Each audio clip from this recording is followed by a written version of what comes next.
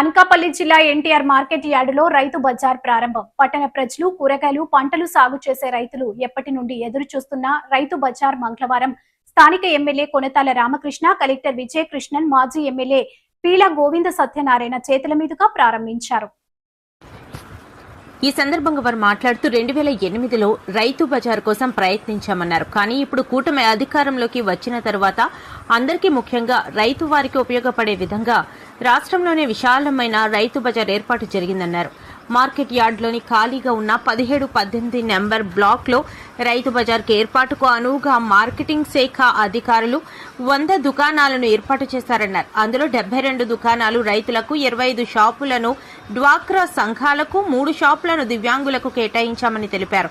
ఇక్కడ ఫ్రూట్ మార్కెట్తో పాటు fish market కూడా ఇక్కడికి తీసుకొచ్చే విధంగా ప్రయత్నిస్తామన్నారు.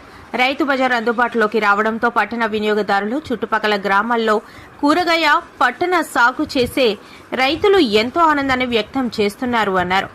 దోపిడీదారులకి, మధ్యవర్తులకు చేతిలోకి వెళ్లకుండా నేరుగా రైతులు అమ్ముకోవడానికి కావాల్సినటువంటి వెసులుబాటు కల్పించడానికి ఇది పెట్టాం.